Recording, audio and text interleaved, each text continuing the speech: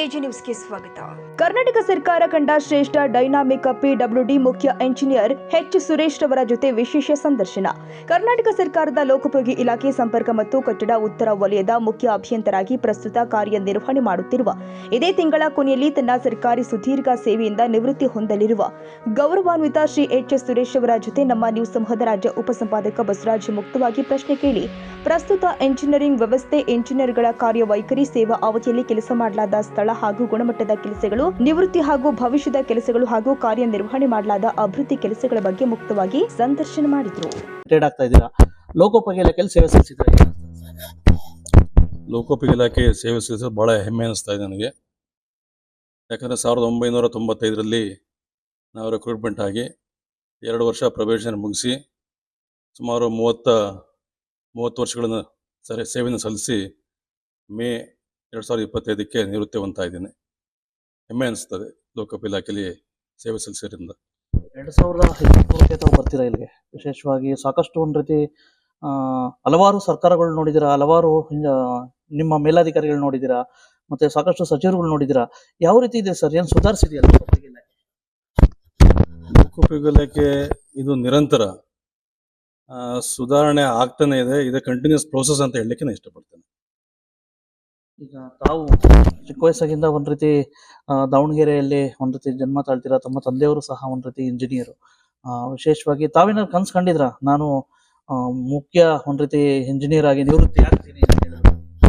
ಮುಖ್ಯ ಇಂಜಿನಿಯರ್ ಆಗಿ ನಿವೃತ್ತಿ ಆಗ್ತಾನೆ ನಾ ಏನು ಕನಸು ಕಂಡಿರಲಿಲ್ಲ. ಬಟ್ ಸರ್ಕಾರಿ ಸೇವೆಗೆ ಸೇರಬೇಕು ಅಂತೇಳಿ ಭಾಳ ನಂದು ಮೊದಲಿನ ಆಸೆ ಇತ್ತು. ಹಾಗಾಗಿ ಕಾಂಪಿಟೇಟಿವ್ ಎಕ್ಸಾಮ್ಸ್ ಬರೆದು ಡೈರೆಕ್ಟಾಗಿ ಅಸಿಸ್ಟೆಂಟ್ ಎಕ್ಸಿಕ್ಯೂಟಿವ್ ಇಂಜಿನಿಯರ್ ಸೆಲೆಕ್ಷನ್ ಆಗಿ ನಾನು ಸೇವೆಯನ್ನು ಪ್ರಾರಂಭ ಮಾಡಿದೆ. ನಾವು ನಮ್ಮ ಒಂದು ರೀತಿ ಸರ್ಕಾರಿ ಒಂದು ರೀತಿ ಸೇವಾ ಒಂದು ರೀತಿ ಟ್ರ್ಯಾಕ್ ಹಿಸ್ಟ್ರಿ ನೋಡೋದಾದ್ರೆ ಎಲ್ಲಿಂದ ಸ್ಟಾರ್ಟ್ ಮಾಡಿದ್ರೆ? ಈಗ ಧಾರವಾಡ ಉತ್ತರ ವಲಯದಲ್ಲಿ ಬಹುತೇಕ ಹೆಣ್ಣು ಮಾಡೋ ರೀತಿ ಇದ್ದೀರಾ. ಎಲ್ಲಿಂದ ಸ್ಟಾರ್ಟ್ ಮಾಡಿದ್ರಿ? ಆ್ಯಕ್ಚುಲಿ ನಾನು ಸ್ಟಾರ್ಟ್ ಮಾಡಿದ್ದು ಇದೇ ಝೂನಲ್ಲೇ, ಧಾರವಾಡ ವಲಯ ವ್ಯಾಪ್ತಿಯಲ್ಲಿ ಬರುವಂಥ ಕುಂದಗೋಳ ಸಬ್ ಡಿವಿಷನಿಂದ ನಾನು AW ಆಗಿ ಫಸ್ಟ್ ನಂದು ಪೋಸ್ಟಿಂಗ್ ಆಯಿತು. ಅದಾದ ನಂತರ ರೋಣದಿಂದ ಕುಷ್ಟಗಿಯಿಂದ ಆಮೇಲೆ ಹುಬ್ಬಳ್ಳಿಗೆ ಬಂದೆ, ಮತ್ತು ನ್ಯಾಷನಲ್ ಹೈವೇಗೆ. ಅಲ್ಲಿ ನಂಗೆ ಪ್ರಮೋಷನ್ ಆಯಿತು. ಪ್ರಮೋಷನ್ ಆಗಿ ಮತ್ತೆಗೇನು ಮುನ್ರಾಬಾದ್ ಎಕ್ಸಿಕ್ಯೂಟಿವ್ ಇರಿಗೇಷನಲ್ಲಿ ಮಾಡಿದೆ. ಅಲ್ಲಿಂದ ತದನಂತರ ಗದಗ RDPR ಡಿವಿಷನ್ನಲ್ಲಿ ಮಾಡಿದೆ.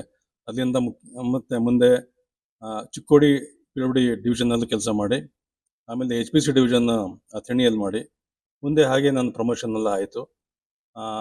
ಅಧೀಕ್ಷಕ ಇಂಜಿನಿಯರ್ ಆಗಿ ನಾನು 7 ವರ್ಷ ಸಣ್ಣ ನೀರಾವರಿ ಇಲಾಖೆ ಬೆಳಗಾಂನಲ್ಲಿ ನಾನು ಕೆಲಸ ಮಾಡಿದೆ. ಅದಂತ 3 ವರ್ಷ ಲೋಕೋಪಯೋಗಿ ಇಲಾಖೆಯಲ್ಲಿ ವೃತ್ತ ಕಚೇರಿಯಲ್ಲಿ SC ಆಗಿ ಅಧೀಕ್ಷಕ ಇಂಜಿನಿಯರ್ ಕೆಲಸ ಮಾಡಿ, ಅದಂದ್ರೆ ನನಗೆ ಮುಖ್ಯ ಇಂಜಿನಿಯರ್ ಆಗಿ ಪ್ರಮೋಷನ್ ಆಗಿ ಅಡ್ಮಿನಿಸ್ಟ್ರೇಟರ್ ಕಾಡ, ಅದಾದ ನಂತರ ಆಲಮಟ್ಟಿ ಚೀಫ್ ಇಂಜಿನಿಯರ್, ಅದಾದಮೇಲೆ ಈಗ ನಾನು ಬಂದು 2 ವರ್ಷ ಆಗ್ತದೆ.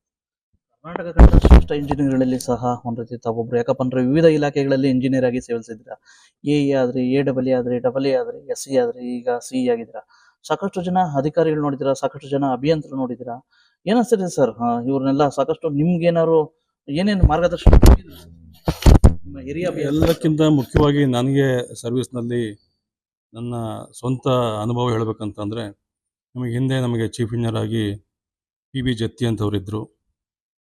ಆಮೇಲೆ ಬಾಬು ಅಂತೇಳಿ ರಿಟೈರ್ಡ್ ಚೀಫ್ ಇಂಜಿನಿಯರ್ಸ್ ಇದ್ದರು. ಅವ್ರು ನಾವು ಕಮಿಟಿ ಮೀಟಿಂಗ್ಗಳಿಗೆ ನಾವು ಹೋದಾಗ ಬೆಳಗ್ಗೆಯಿಂದ ಸಾಯಂಕಾಲದವರೆಗೂ ಅವ್ರು ಮಾತಾಡ್ತಾ ಇರ್ತಿದ್ರು. ಯಾರು ಬಾಬು ಅಂತ. ಈಗ ಅವರಿಲ್ಲ, ಇಬ್ಬರು ಕೂಡ ಇಲ್ಲ. ಅವರಿಷ್ಟು ನಮಗೆ ಮಾರ್ಗದರ್ಶನ ಕೊಟ್ಟು ಟೆಕ್ನಿಕಲಿ, ಆಮೇಲೆ ಸಪೋರ್ಟಿವ್ ಆಗಿ ಭಾಳಷ್ಟು ನಮಗೆ ಮಾರ್ಗದರ್ಶನ ನಮಗೆ ಹೇಳಿದ್ದಾರೆ. ಅದೇ ಅಲ್ಲಿ ನಮ್ಮ ಮೈನರೇಷನ್ ಡಿಪಾರ್ಟ್ಮೆಂಟಲ್ಲಿ ಸಣ್ಣ ನೀರಾವರಿ ಇಲಾಖೆಯಲ್ಲಿ ನಮಗೆ ಕಾರ್ಯದರ್ಶಿಗಳಾದ IAS ಆಫೀಸರ್ ಆದ ಶ್ರೀನಿವಾಸಾಚಾರಿ ಸಾಹೇಬರು, ಅವರು ಕೂಡ ನಮಗೆ ಭಾಳ ಸಪೋರ್ಟಿವ್ ಆಗಿ ಕೆಲಸದಲ್ಲಿ ಯಾವ ಥರ ಇರಬೇಕು, ಡಿಸಿಪ್ಲಿನ್ ಯಾವ ಥರ ಇರಬೇಕು, ನಮ್ಮ ಕೆಲಸ ಯಾವ ಥರ ಮಾಡಬೇಕು, ಜನಗಳ ಜೊತೆ ಯಾವ ಥರ ನಾವು ಇರಬೇಕು, ಭಾಳಷ್ಟು ನಮಗೆ ಮಾರ್ಗದರ್ಶನ ನೀಡಿದ್ದಾರೆ. ಈಗ ನಿಮ್ಮ ಒಂದು ರೀತಿ ಯಶಸ್ಸಿನ ಘಟ್ಟಗಳಲ್ಲಿ ಸಾಕಷ್ಟು ಪ್ರಮುಖವಾದವು. ಒಂದು ಬಿಜಾಪುರ ಏರ್ಪೋರ್ಟ್ ನಿರ್ಮಾಣ, ಮತ್ತು ವಿಧಾನಸೌಧ ನಿರ್ಮಾಣ, ಮತ್ತು ವಿಶೇಷವಾಗಿ ಮೊನ್ನೆ ಗಾಂಧಿ ಪ್ರತಿಮೆ ನಿರ್ಮಾಣ. ಹೀಗೆ ಹಲವಾರು ವಿವಿಧ ಘಟ್ಟಗಳಿದ್ದಾವೆ. ಮೊನ್ನೆ ನಿಮ್ಮ ನಿವೃತ್ತ ಚೀಫ್ ಇಂಜಿನಿಯರ್ ಸಹ ಒಂದು ರೀತಿ ತುಂಬ ಸಂತೋಷ ವ್ಯಕ್ತಪಡಿಸಿದ್ರು. ಇದೆಲ್ಲ ನೋಡಿದ ಸ್ವೀಟ್ ಮೆಮೊರೀಸು ಏನನ್ಸುತ್ತೆ ಸರ್? ನಿಜವಾಗ್ಲೂ ಭಾಳ ಖುಷಿ ಅನಿಸುತ್ತೆ. ಈಗ ಏರ್ಪೋರ್ಟನ್ನು ಕೂಡ ಈ ವರ್ಷದಲ್ಲಿ ಇನಾಗ್ರೇಟ್ ಆಗ್ತಾ ಇದೆ. ಅದೇ ರೀತಿ ಈ ಹಿಂದೆ ನಾನು ಸಣ್ಣ ನೀರಾವರಿ ಇಲಾಖೆಯಲ್ಲಿ ಸುಮಾರು ಒಂದು 600 ಬ್ಯಾರೇಜ್ಗಳ ಮೇಲೆ ಕಂಪ್ಲೀಟ್ ಮಾಡಿ ನಾನು ಯಶಸ್ಸನ್ನು ಮಾಡಿದ್ವಿ. ನಾನೊಬ್ಬನೇ ಮಾಡಿದೆ ಅಂತ ನಾನು ಹೇಳಲಿಕ್ಕೆ ಇಷ್ಟಪಡೋದಿಲ್ಲ. It's all because of team work. ಈ ಘಟಪ್ರಭೆ ಇರ್ಬೋದು, ಮಲಪ್ರಭೆ ಇರ್ಬೋದು, ಬೇರೆ ಬೇರೆ ದೂದಗಂಗಾ, ವೇದಗಂಗಾ, ಕುಮದ್ವತಿ, ವರದಾ, ಕೃಷ್ಣ, ಎಲ್ಲ ರಿವರ್ಗಳ ಮೇಲೆ ಕೂಡ ಸಾಕಷ್ಟು 600 ಮೇಲೆ ಬ್ಯಾರೇಜ್ಗಳನ್ನ ನಾವು ಕನ್ಸ್ಟ್ರಕ್ಷನ್ ಮಾಡಿದ್ದೀವಿ. ಅದು ಭಾಳ ಖುಷಿ ತರಿಸಿದೆ. ಆ ನೀರು ನಿಂತಿರೋದು, ಆ ಪ್ಲೇಸು, ಆ ರೈತರ ಮುಖದಲ್ಲಿ ಮಂದಹಾಸ ಅವು ನೋಡಿದ್ರೆ ಭಾಳ ಖುಷಿ ತರುತ್ತೆ. ಸರ್, ವಿಶ್ವೇಶ್ವರಯ್ಯ ಅವರು ಹಾಕಿಕೊಟ್ಟಿರ್ತಕ್ಕಂಥ ಪ್ರತಿ ಮಾರ್ಗದರ್ಶನ ಮುನ್ನಡೆದ್ರಿ. ತಮ್ಮ ತಂದೆಯವರು ವಿಶೇಷವಾಗಿ ಇಂಜಿನಿಯರಿಂಗ್ ಸೇವೆಗೆ ಸೇರಿದಾಗ ಏನಾದ್ರು ನಿಮ್ ಸಲಹೆ ಕೊಟ್ಟಿದ್ರೆ ಹೀಗೆ ನಿರ್ವಹಿಸು ಅಂತ ಹೇಳಿ? ಹೇಳ್ತಾ ಇದ್ರು, ಯಾವುದೇ ಕಾರಣಕ್ಕೂ ಸ್ವಾಭಿಮಾನ ಮುಖ್ಯ, ಟೈಮ್ ಮೇಂಟೈನ್ ಮಾಡು, ಡಿಸಿಪ್ಲಿನ್ ಆಗಿರು, ಯಾವುದೇ ಒಂದು ತಪ್ಪು ಬಂದರೆ ಅದನ್ನು ಖಂಡಿಸು, ಯಾವುದು ಕೂಡ ಈಲ್ಡ್ ಆಗ್ಲಿಕ್ಕೆ ಹೋಗಬೇಡ ಅಂತ ಹೇಳ್ತಾ ಇದ್ರು. ಈಗಿನ ಸಂದರ್ಭದಲ್ಲಿ ಇಂಜಿನಿಯರ್ಸ್ ತುಂಬಾ ಕೆಲಸ ಮಾಡೋದು ತುಂಬಾ ಕಷ್ಟ ಅಂತ ಕೆಲವರು ಹೇಳ್ತಾರೆ ಸರ್. ವಿಶೇಷವಾಗಿ ತಾವು ಒಂದ್ ರೀತಿ ಮುಖ್ಯ ಇಂಜಿನಿಯರು, ಸಾಕಷ್ಟು MLA ಗಳು ನೋಡಿರ್ತೀರಾ, MP ಗಳು ಒತ್ತಡ ಇದೆ, ಮತ್ತೆ ಸಚಿವರು ಒತ್ತಡ ಇದೆ. ಯಾವ ರೀತಿ ಸರ್, ಇನ್ನು ಏನಾದ್ರು ಅಂತ ಒಂದ್ ರೀತಿ ನೋವಿನ ಏನಾದ್ರು ಇದೆಯಾ? ಏನಾದ್ರು ನೋವಿನ ಮರೆಯಲಾಗದ ಘಟನೆ ಒಂದ್ ರೀತಿ? ನೋವಿನ ಮರೆಯಲಾಗದ ಘಟನೆ ಅನ್ನೋದಕ್ಕಿಂತ ಮೊದಲಿಗಿನ್ನ ಈಗ ಸ್ವಲ್ಪ ಇಂಟರ್ಫರೆನ್ಸು ಭಾಳ ಆಗ್ತಾ ಇದೆ ಅಂತ ನನಗೂ ಅನುಭವ ಆಗಿದೆ. ಈಗಿರೋ ಇಂಜಿನಿಯರ್ಸ್ ಕೂಡ ಅದನ್ನೇ ಅವರು ಎಕ್ಸ್‌ಪ್ರೆಸ್ ಮಾಡ್ತಾ ಇದ್ದಾರೆ. ಈಗ ಟೆಕ್ನಿಕಲ್ ವಿಷಯಗಳಲ್ಲಿ ಬಂದಾಗ ನಮಗೇನೆ ಬಿಟ್ಟರೆ ಯಾವ ರೋಡ್ ತಗೋಬೇಕು ಅಥವಾ ಯಾವ ಬಿಲ್ಡಿಂಗ್ ಯಾವ ಥರ ಮಾಡಬೇಕು, ಎಲ್ಲಿ ಇಂಪಾರ್ಟೆನ್ಸ್ ಇದೆ, ಎಲ್ಲಿ ಜನಗಳಿಗೆ, ಸಾರ್ವಜನಿಕರಿಗೆ ಮುಖ್ಯವಾಗಿ ರೋಡ್ ಬೇಕಾಗುತ್ತೆ ಅಂತ ಹೇಳಿ ನಾವು ಹೇಳ್ಬೋದು. ಬಟ್ ಅಲ್ಟಿಮೇಟ್ಲಿ ಪ್ರಪೋಸಲ್ಸು ಎಲೆಕ್ಟೆಡ್ ರೆಪ್ರೆಸೆಂಟೇಟಿವ್ಸ್‌ನ ಬರುತ್ತೆ. ಅದ್ರ ಪ್ರಕಾರ ಕೆಲಸಗಳು ನಡ್ಕೊಂಡು ಹೋಗ್ತಾ ಇದ್ದಾವೆ. ಇದು ನಡೆದು ಬಂದಂಥ ಪದ್ಧತಿ. ಇದು ನಾವೇನು ಮಾಡಲಿಕ್ಕೂ ಆಗ್ತಾ ಇಲ್ಲ. ಇದು ಸ್ವಲ್ಪ ಸಿಸ್ಟಮ್ ಚೇಂಜ್ ಮಾಡಿದ್ರೆ, ನೀಡ್ ಬೇಸ್ಡ್ ಪ್ರಾಜೆಕ್ಟ್ ಮಾಡಿದ್ರೆ ಭಾಳ ಒಳ್ಳೆಯದು ಅಂತ ನನ್ನ ವೈಯಕ್ತಿಕ ಅಭಿಪ್ರಾಯ. ತಜ್ಞರ ಪ್ರಕಾರ ಮೊದಲು ಕಾಮಗಾರಿ ಕೆಲಸಗಳು, ವಿಶೇಷವಾಗಿ ಅದು ಲೋಕೋಪಯೋಗಿ ಇರ್ಬೋದು ಅಥವಾ ಜಲಸಂಪನ್ಮೂಲ ಇರ್ಬೋದು, PRD ಇರ್ಬೋದು, ಮೊದಲೆಲ್ಲ ಕ್ವಾಲಿಟಿ ವರ್ಕ್ ಆಗವಂತೆ ಸರ್. ಈಗ ಸ್ವಲ್ಪ ಕಳಪೆ ಅಂತ ಹೇಳ್ತಾರೆ ತಜ್ಞರು. ವಿಶೇಷವಾಗಿ ಅದ್ರ ಬಗ್ಗೆ ನಿಮ್ಮ ಅಭಿಮತ ಏನು ಸರ್? ನಿಮ್ಮ ಅಭಿಪ್ರಾಯ? ಕಳಪೆ ಅಂತ ನಾನೇನು ಹೇಳಲಿಕ್ಕೆ ಇಷ್ಟಪಡೋದಿಲ್ಲ. ನನಗೆ ಆ ಥರ ಕಳಪೆ ಆಗಿದ್ದು ನನಗೆ ಇರ್ಬೋದು ಒಂದು 5% ಅನ್ನೋಯಿಂಗ್ಲಿನೋ ಏನೋ ಆಗಿರ್ತವೆ. ಬಟ್ ಹಂಗೆ ಕಳಪೆ ಅಂತ ನಾವು ಸಾರಾಸಗಟಾಗಿ ಆಗ್ತಾಯಿದೆ ಅಂತ ನಾನು ಎಲ್ಲ ಹೇಳಲ್ಲ. ಇಲಾಖೆಗಳು, ಕಾಂಟ್ರಾಕ್ಟರ್ಗಳು ಮೊದಲೆಲ್ಲ ಗುಣಮಟ್ಟದಿಂದ ಮಾಡೋರು, ಈಗ ಸ್ವಲ್ಪ ಬೇಗ ಹೊರಟೋಗ್ತವೆ, ಶಾಶ್ವತವಾಗಿ ಇರೋದಿಲ್ಲ. ಅದು ವ್ಯಾಲಿಡಿಟಿನೇ 5 ವರ್ಷ 3 ವರ್ಷ ಅಂತ ಅಲ್ಲ, ಆ ಹೇಳ್ತಾರೆ. ಥರ ನಾವು ಜನರಲೈಸ್ ಆಗಿ ನಾವು ಇದು ಹೇಳಲಿಕ್ಕೆ ಬರೋದಿಲ್ಲ. ಹಾ. ಕೆಲವೊಂದು ಕಡೆ ಆಗಿರ್ಬೋದು, ಇಲ್ಲ ಅಂತ ನಾನು ಹೇಳೋದಿಲ್ಲ. ಬಟ್ ಕ್ವಾಲಿಟಿ ವರ್ಕ್ ಆಗ್ತಾ ಇದೆ. ಸಾಕಷ್ಟು ಈ, ಅಭಿಯಂತರಗಳಿಗೆ, ನಿಮ್ಮ ಸಮಕಾಲೀನ ಅಭಿಯಂತರಗಳು ಸಾಕಷ್ಟು ಜನ ಇದ್ರು. ಅವರೆಲ್ಲ ಸಾಕಷ್ಟು ನಿಮ್ಮ ಒಂದು ರೀತಿ ಕೋಪರೇಷನ್ ಕೊಟ್ಟಿದ್ದಾರೆ. ಏನ್ ಅನ್ಸುತ್ತೆ ಸರ್ ಅವ್ರಿಗೆಲ್ಲ? ಏನ್ ಹೇಳಿಕೆ ಬಯಸ್ತೀರಾ? ನಿಮ್ಮ ಸೀನಿಯರ್ಸ್ ಮತ್ತೆ ಅಭಿಯಂತರಗಳೆಲ್ಲ ಸಾಕಷ್ಟು ಸಪೋರ್ಟ್ ಮಾಡಿದ್ದಾರೆ. ಸಾಕಷ್ಟು ನನಗೆ ಹಿರಿಯ ಅಭಿಯಂತರರು ಸಪೋರ್ಟ್ ಮಾಡಿದ್ದಾರೆ, ಮಾರ್ಗದರ್ಶನ ಕೂಡ ಹೇಳಿದ್ದಾರೆ. ಟೆಕ್ನಿಕಲ್ ವಿಷಯಗಳು ಬಂದಾಗ ನಾ ಹೇಳಿದೆ, PV ಜತ್ತಿ ಅಂತೇಳಿ ರಿಟೈರ್ಡ್ ಚೀಫ್ ಇಂಜಿನಿಯರು. ನಾನು ಸಣ್ಣ ನೀರಾವರಿ ಇಲಾಖೆಯಲ್ಲಿ ಅಧೀಕ್ಷಕ ಇಂಜಿನಿಯರ್ ಕೆಲಸ ಮಾಡ್ತಾ ಇರಬೇಕಾದ್ರೆ ಅವರು ಈಗ ಸದ್ಯ BA ರೆಡ್ಡಿ ಅಂತಿದ್ದಾರೆ. ಅವರು ಸ್ವಲ್ಪ 94 ವರ್ಷ ಅವ್ರಿಗೆ. BA ರೆಡ್ಡಿ ಅಂತ ಇಂಜಿನಿಯರಿಂಗ್ ಚೀಫ್. ಅವರು ನಮ್ಮ ಆಫೀಸ್ಗೆ ಬಂದು hours together we have to have a discussions technical ವಿಷಯಗಳ ಬಗ್ಗೆ. ಇದು ಹಿಂಗೆ ಮಾಡಿದ್ರೆ ಹೇಗೆ, ಇದು ಹೇಗೆ ಮಾಡಿದ್ರೆ ಹೇಗೆ, ಇನ್ನು ಇಂಪ್ರೂವೈಸ್ ಮಾಡ್ಬೋದು, ಆ ಥರ ಎಲ್ಲ ಸಾಕಷ್ಟು ತಾಂತ್ರಿಕ ವಿಷಯಗಳ ಬಗ್ಗೆ ಮಾರ್ಗದರ್ಶನ ಅಂತೂ ನಮಗೆ ನೀಡಿದ್ದಾರೆ. ಎಲ್ಲ ಇಂಜಿನಿಯರ್ಗಳಿಗೆ, ವಿಶೇಷವಾಗಿ ಯುವ ಇಂಜಿನಿಯರ್ಗಳು ಬರ್ತಾವ್ರು ಸರ್ ಇಲಾಖೆಗೆ. ಒಂದು ರೀತಿ ಅವ್ರಿಗೆಲ್ಲ ಏನು ಹೇಳಿಕೆ ಬಯಸ್ತೀರಾ? ಒಬ್ಬ ಮುಖ್ಯ ಅಭಿಯಂತರಾಗಿ ಏನು ಹೇಳಿಕೆ ಬಯಸ್ತೀರಾ? ನಾನು ಕಂಡಾಗೆ ಈಗೇನು ಇತ್ತೀಚೆಗೆ ಹೊಸದಾಗಿ ರಿಕ್ರೂಟ್ಮೆಂಟ್ ಆಗಿ ಇಂಜಿನಿಯರ್ಸ್ ಬಂದಿದ್ದಾರೆ, ಇನ್ನೂ ಸಾಕಷ್ಟು ಅವ್ರದ್ದು ಇನ್ವಾಲ್ವ್ಮೆಂಟು, ಕಮಿಟ್ಮೆಂಟು ಭಾಳ ಕಡಿಮೆ ಅಂತ ಹೇಳಕ್ಕೆ ಕಳಿಸ್ತಾರೆ. ಒಂದು 10% ಇರ್ಬೋದು, ಇಲ್ಲ ಅಂತ ಹೇಳ್ತಾ ಇಲ್ಲ. ಬಟ್ 90% ಇಂಜಿನಿಯರ್ಸು ಆ ಝೀಲು, ಆ ಕಮಿಟ್ಮೆಂಟು ನನಗೆ ಕಾಣ್ ಬರ್ತಾ ಇಲ್ಲ. ಹಾಗಾಗಿ ನಾವು ಸುವರ್ಣಸೌಧದಲ್ಲಿ ಸಾಕಷ್ಟು 2-3 ಕಾರ್ಯಾಗಾರಗಳನ್ನು ಮಾಡಿದ್ವಿ. ಮೋಟಿವೇಶನ್ ಸ್ಪೀಚ್ ಕೂಡ ಕೊಟ್ವಿ, ಉಮಾಪತಿ ಅಂತೇಳಿ ರಿಟೈರ್ಡ್ ಆಗಿರೋ ಒಬ್ಬ ಪೊಲೀಸ್ ಆಫೀಸರಿಂದ. ಬಟ್ ಯಾಕೋ ಇನ್ನೂ ಅದು ಅಷ್ಟು ಇಂಪ್ರೂವ್ ನಮಗೆ ಕಾಣಿಸ್ತಾ ಇಲ್ಲ. ಯಾಕಂದರೆ ಈಗ ನಾನು ರಿಟೈರ್ಡ್ ಆಗೋದೆ, ಇನ್ನು 2-3 ವರ್ಷದಲ್ಲಿ ಇನ್ನು ಸೀನಿಯರ್ ಇಂಜಿನಿಯರ್ಸ್ ಕೂಡ ರಿಟೈರ್ಡ್ ಆಗಿ ಹೋಗ್ತಾರೆ. ಇನ್ನು ಉಳಿದೆಲ್ಲ ಮೋಸ್ಟ್ ಆಫ್ ದ ಇಂಜಿನಿಯರ್ಸ್ ಎಲ್ಲ ಯಂಗ್ಸ್ಟರ್ಸೇ. ಯಾಕಂದರೆ 3rd ಬ್ಯಾಚ್ ಇಂಜಿನಿಯರ್ಸು ರಿಕ್ರೂಟ್ಮೆಂಟ್ ಆಗಿದೆ, ಅವ್ರಿಗಿನ್ನೂ 15 ವರ್ಷ ಸರ್ವಿಸ್ ಇದೆ. ಅದು ಬಿಟ್ಟು ಇನ್ನೆಲ್ಲ ಕೂಡ AWE down the line assistant engineers JS ಇರ್ತಾರೆ. ಆದಷ್ಟು ಸ್ವಲ್ಪ ಮಾರ್ಗದರ್ಶನ ಕೊರತೆ ಕಾಣ್ತಾ ಇದೆ, ಇನ್ವಾಲ್ವ್ಮೆಂಟು ಕೂಡ ಕಡಿಮೆ ಇದೆ ಅಂತ ನನಗೆ ಭಾವನೆ. ಇನ್ನೊಂದು ಏನಪ್ಪ ಅಂತಂದ್ರೆ, ವಿಧಾನಸಭಾ ಅಧಿವೇಶನದಲ್ಲಿ ಪ್ರತಿ ಸಲ ತಾವು ಒಬ್ಬ ತಳಮಟ್ಟದ ಒಂದು ರೀತಿ ಇಂಜಿನಿಯರ್ ಆಗಿ, ಒಬ್ಬ JE ಆಗಿ ಸಹ ಇನ್ವಾಲ್ವ್ಮೆಂಟ್ ಆಗಿ ಕೆಲಸ ಮಾಡಿದ್ದೀರಾ ಸರ್ ಅಂತ ಹೇಳ್ಬಿಟ್ಟು ನಿಮ್ಮ ಒಂದು ರೀತಿ ಕೆಳಮಟ್ಟದ ಅಧಿಕಾರಿಗಳು ಹೇಳಿದ್ದಾರೆ.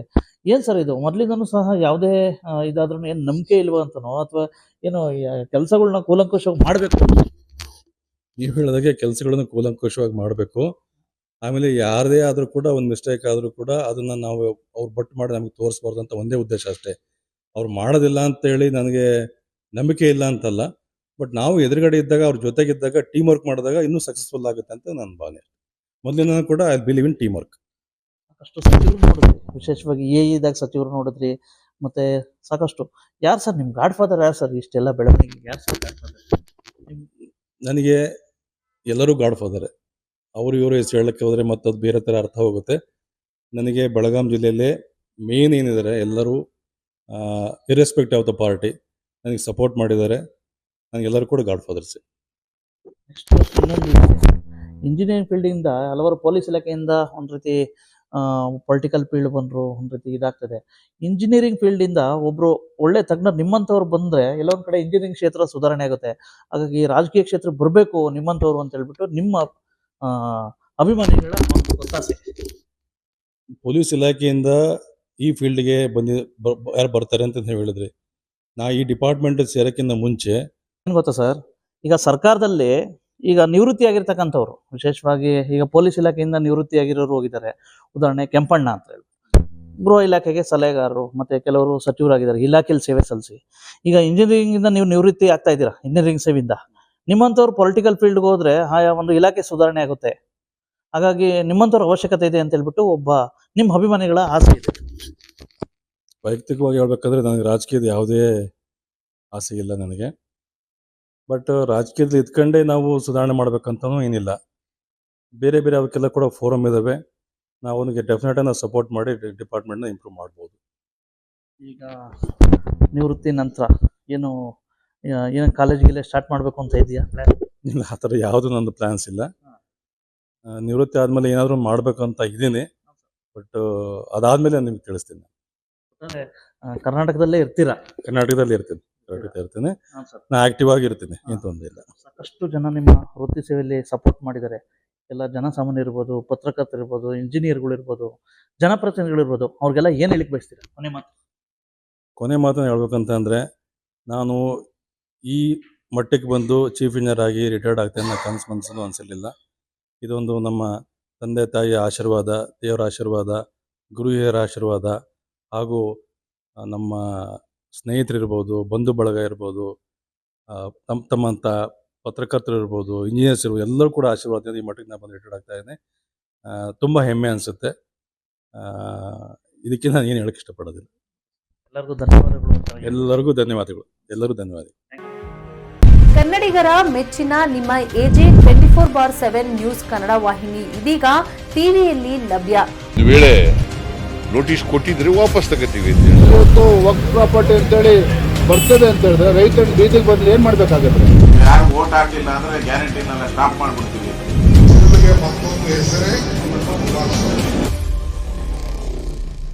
ಕರ್ನಾಟಕ ಮತ್ತು ದೇಶ ವಿದೇಶ 360 ಡಿಗ್ರಿ ಸುದ್ದಿ ಹಾಗೂ ಉತ್ತರ ಕರ್ನಾಟಕ, ಬೆಳಗಾವಿ, ಬಾಗಲಕೋಟೆ, ಧಾರವಾಡ, ಹಾವೇರಿ, ಗದಗ, ಬಿಜಾಪುರ ಜಿಲ್ಲೆಯ ಕ್ಷಣ ಕ್ಷಣದ ವಿವರವನ್ನ ಪಡೆಯುವುದಕ್ಕೆ AJ 24/7 ನ್ಯೂಸ್ ಕನ್ನಡ ವಾಹಿನಿಯನ್ನ ಲೈಕ್ ಮಾಡಿ, ವಿಡಿಯೋಗಳನ್ನ ಶೇರ್ ಮಾಡಿ, ಕಮೆಂಟ್ ಮಾಡುವ ಮೂಲಕ ನಮ್ಮ ವಾಹಿನಿಗೆ ಸಹಕಾರ ನೀಡಿ ಮತ್ತು ಚಾನೆಲ್ ಅನ್ನ ಸಬ್ಸ್ಕ್ರೈಬ್ ಮಾಡಿ.